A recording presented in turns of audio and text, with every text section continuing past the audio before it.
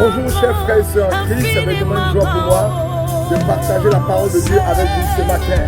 Voilà, je suis Michael Bobu, je suis serviteur du Dieu vivant, je suis disciple de Christ et j'aime me faire appeler esclave de Jésus-Christ de Nazareth. Voilà.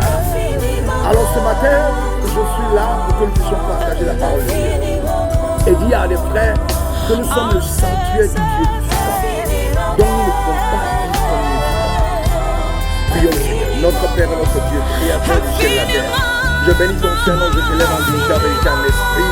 Oui, nous sommes le sanctuaire du Dieu vivant, donc nous devons nous purifier, nous sanctifier et marcher sur la volonté de nous séparer de ce monde-là, nous éloigner des choses impures qui ne glorifient pas le nom du Seigneur, car le Saint-Esprit en nous, nous l'attestons jamais. Au nom puissant de Jésus-Christ de Nazareth. Voilà. Je voulais prendre le passage de 2 Corinthiens chapitre 6, verset 14. Oui, je dis bien 2 Corinthiens chapitre 6, verset 14 à 16. Et nous lisons. Ne formez pas avec les non-croyants un attelage disparate. En effet, quelle association peut-il y avoir entre la justice et le mal? Quelle communion entre la lumière et les ténèbres? Quel accord entre le Christ et Bélial? Quelle part pour le croyant avec le non-croyant? Quel contrat pour le sanctuaire de Dieu avec les idoles?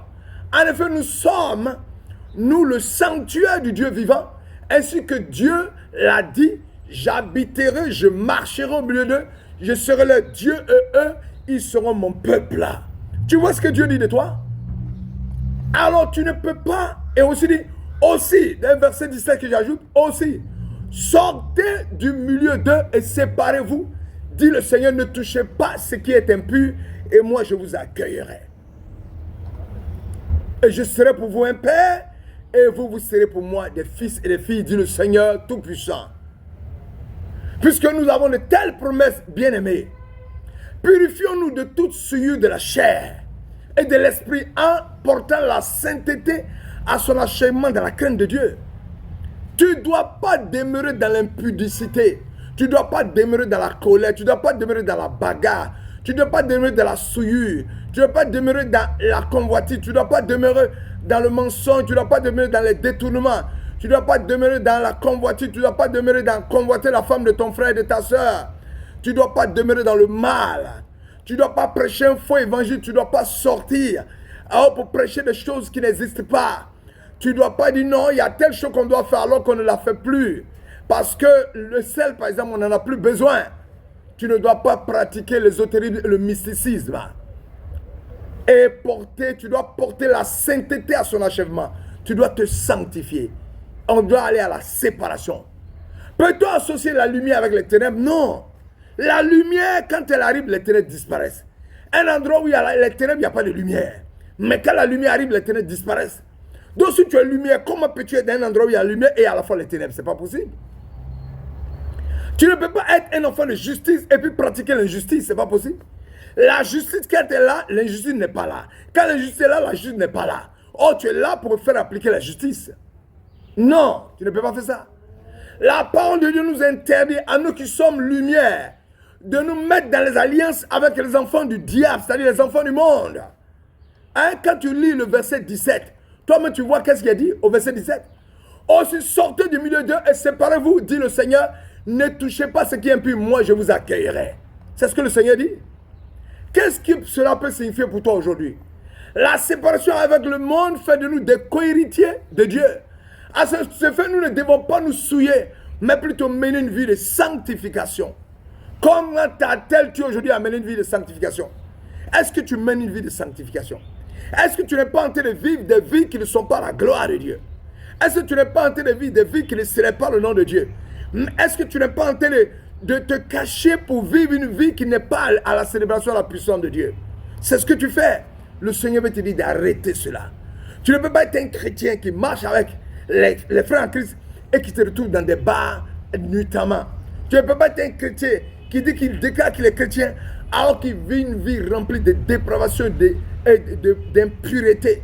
Tu ne peux pas être un chrétien et marcher avec le Seigneur. Tu as une épouse alors que tu as des maîtresses dehors. Tu ne peux pas être un chrétien qui se montre comme un homme saint, propre, pur, mais qui est dans les bars, les boîtes de nuit à se livrer à la débauche, à des choses qu'on ne peut même pas penser que tu te livres.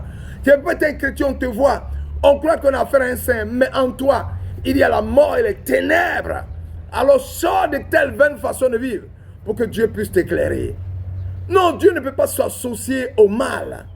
En Dieu, il n'y a pas le mal. La Bible dit il n'y a point de variation en lui. Il n'est que pureté, sanctification. Et si tu as rempli de son Saint-Esprit, c'est pour que tu fasses des œuvres bonnes. Tu ne peux pas crucifier le Christ tout le temps par ton péché. Tu ne peux pas aussi attrister le Saint-Esprit qui va finir par te quitter.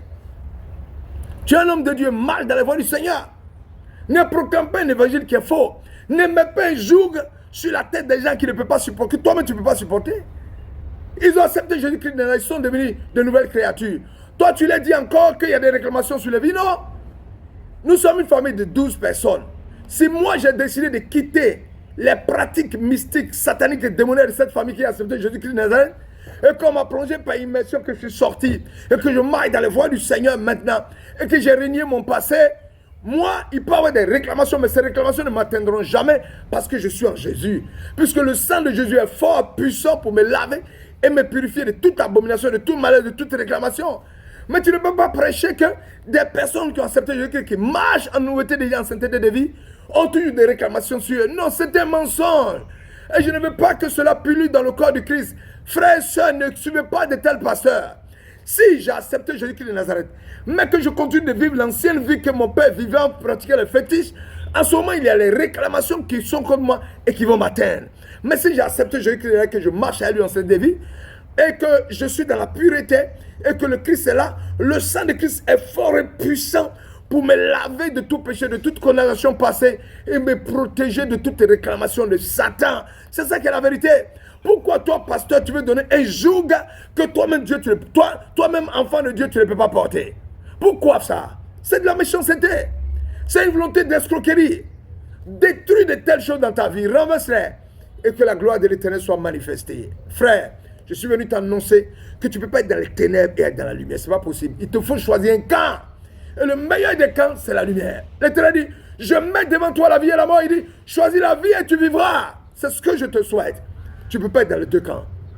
Je disais dans mon village que lorsque tu es dans une pirogue où tu as deux pieds, un pied dans chaque pirogue, au moment où les pirogues vont se séparer, tu vas te briser les jambes. Alors change et marche avec l'Éternel, rien qu'à lui. Fais un choix, un seul choix décisif, et que ta vie soit transformée. Que l'Éternel te bénisse, que sa grâce soit sur toi. Oui, je voudrais te dire que tu es qui? Tu es un enfant de Dieu. Je voudrais te dire que tu es qui? Tu es le sanctuaire du Dieu vivant. Et tu ne peux pas te comporter comme tu veux. Sois béni aujourd'hui et que l'Éternel soit avec toi en vos grades de qualité et rang qui vous bénisse au nom puissant de Jésus-Christ de Nazareth. Alléluia, amen. On se retrouve pour continuer à prêcher l'évangile, à annoncer Jésus-Christ de Nazareth qui est notre sauveur et qui nous a sauvés afin que nous puissions marcher à lui et ne plus répartis dans le monde. Au nom de Jésus, alléluia, amen.